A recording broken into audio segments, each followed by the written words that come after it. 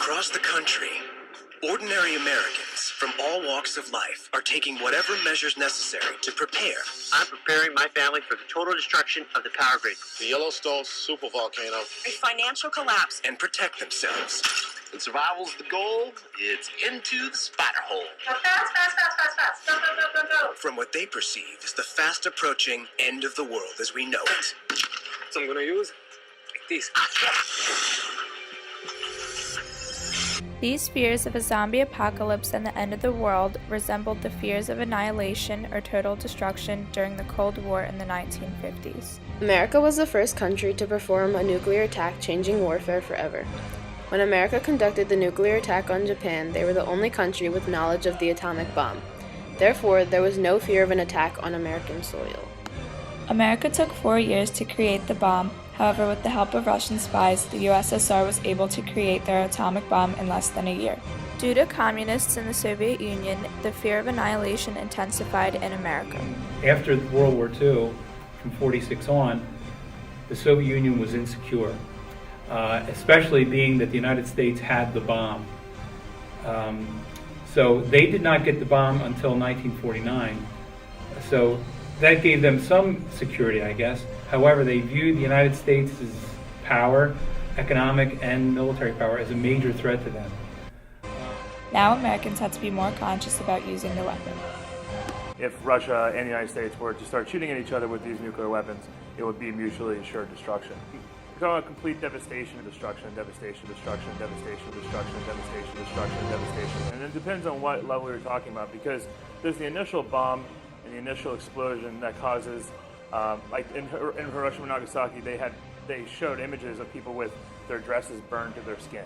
They showed images of people being turned literally to dust, people who were like within the demolition zone or the strike zone. But the long-term effects are looking at crop destruction, your water system is destroyed. You have people that are now afraid of everything.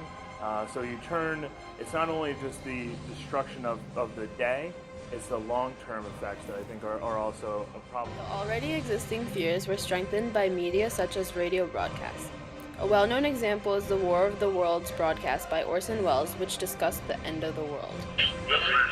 There was something called dial twisting, the radio equivalent of channel surfing with the remote.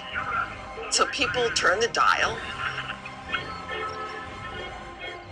And this is just when things are starting to heat up in the War of the Worlds broadcast. They missed the beginning. They missed the announcement that this was a play. Ladies and gentlemen, we interrupt our program of dance music to bring you a special bulletin from the Intercontinental Radio News. At 20 minutes before 8 Central Time, Professor Farrell of the Mount Jennings Observatory, Chicago, Illinois, reports observing several explosions of incandescent gas occurring at regular intervals on the planet Mars. The spectroscope indicates the gas to be hydrogen and moving toward the Earth with enormous velocity. Now, nearer home, comes a special bulletin from Trenton, New Jersey. It is reported that at 8:50 p.m., a huge flaming object, believed to be a meteorite, fell on a farm in the neighborhood of Grover's Mill, New Jersey, 22 miles from Trenton. We have dispatched commentator Carl Phillips to the scene. Upon hearing this broadcast, many panicked, such as a woman who intruded a church service to warn.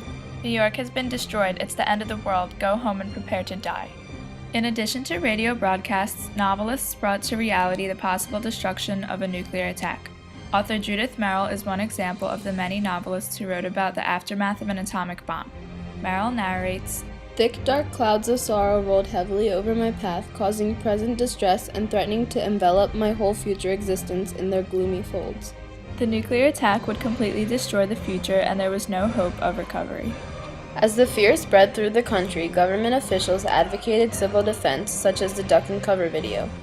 The duck and cover video warned children how to react in the case of a nuclear attack. There was a turtle by the name of Bert, and Bert the turtle was very alert. When danger threatened him, he never got hurt. He knew just what to do.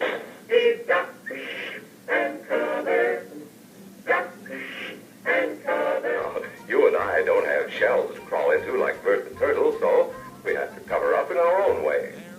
First, you duck, and then you cover. And very very tightly, you cover the back of your neck.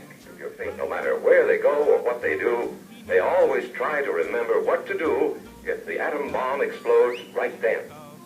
It's a bomb. Duck and cover. When there is a flash, duck and cover, and do it fast. In addition to duck and cover, the government began the building of fallout shelters, a defense mechanism used to reduce fatality. The fallout shelter is an underground unit served to protect people in the case of a nuclear attack. Although broadcasters and novelists provoked fears of Americans, government actions such as fallout shelters and duck and cover helped ensure the safety of the people.